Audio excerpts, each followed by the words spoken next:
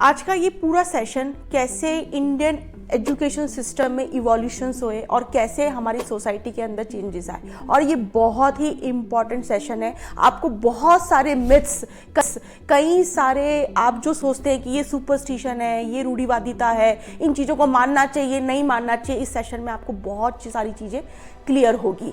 हुआ ऐसे कि जैसे ही ब्रिटिशर्स ने अपना मॉडर्न एजुकेशन सिस्टम इंडिया के अंदर लाए, तो उन्होंने जितनी भी पुरानी चीज़ें थी हमारी वैदिक काल में जो यूज़ होती थी, और वैदिक काल में जो 4 हमारे मेन वेदास हैं, उसमें पूरी तरीके से लाइफ स्किल्स के बारे में बहुत अर्ली एज में बच्चे को बताया जाता था। इसका एक एग्जाम्पल मैं आपको देती हूँ, अथर्ववेद। अथर्ववेद में पूरी तरीके से मनी मैनेजमेंट के बारे में बताया जाता था कि मनी मैनेजमेंट मतलब बहुत छोटी उम्र में कि कैसे आपको मनी को सेव करना चाहिए, कैसे आपको टाइमली मनी का यूटिलाइजेशन करना चाहिए, कैसे उसको इन्वेस्ट करना चाहिए। ये बहुत कम एज में उस टाइम में बताया जाता था, और कहीं ना कहीं इस एज में हम इन सभी चीज़ों को हम एज अ पेरेंट या आप लोग इसको अप्रिशिएट करते हैं कि ये चीज़ें हमारे बच्चों को पता होनी चाहिए। इसी का ही एक पार्ट रहा है वास्तुशास्त्र, कि कैसे हमको हमारी जो वैदिक टेक्निक्स थी, एक लाइफस्टाइल के अंदर ये चीज़ें आती थी कि कैसे एक आप हेल्दी लाइफस्टाइल जी सकते हैं वास्तु की चीज़ों को अडॉप्ट करके, क्योंकि वास्तु पूरी तरीके से 5 एलिमेंट्स, पंच महाभूत की जो थ्योरी है उसके ऊपर एप्लीकेबल है।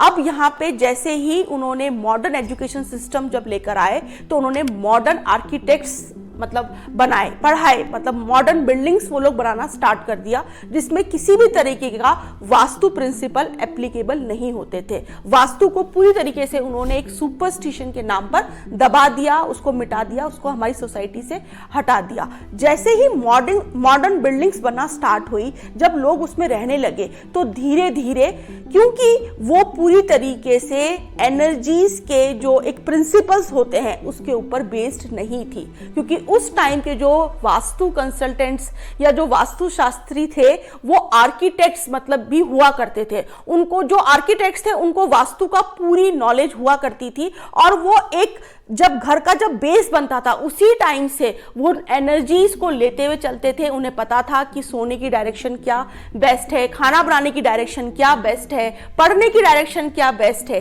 लेकिन मॉडर्न जितने भी आर्किटेक्ट्स थे वो इन चीज़ों को अप्लाई नहीं करते थे। वो सिर्फ चीज़ों को देखने में जो चीज़ सुंदर दिख रही है, जो अट्रैक्टिव दिख रही है, उन्हीं चीज़ों को अप्लाई करते थे। लेकिन धीरे धीरे हम लोगों को उन मॉडर्न बिल्डिंग्स में बहुत सारी प्रॉब्लम्स आना स्टार्ट हो गई। फिर हम जैसे लोग एक किसी वास्तु कंसल्टेंट या वैदिक चीज़ों को फिर अडॉप्ट करना हमने स्टार्ट किया उन प्रॉब्लम्स के सॉल्यूशन को लेने के लिए। और उनके नो डाउट जैसे ही वहाँ पे वो एनर्जी स्टैब्लिश हुई वास्तु की, तो उनको इनकी लाइफ में बहुत रिलीफ आना स्टार्ट हुआ, एक पॉजिटिविटी आई, क्योंकि वास्तु पूरी तरीके से एक ऐसे एटमॉस्फेयर को डेवलप करती है, क्योंकि वास्तु पूरी ज्योमेट्रिकल इक्वेशंस पे बेस्ड है। और जब वो इक्वेशंस किसी भी भवन या बिल्डिंग में अप्लाई होती है, तो वहाँ पे रहने वाले लोगों की लाइफ में धीरे धीरे पॉजिटिव ट्रांसफॉर्मेशंस होते हैं।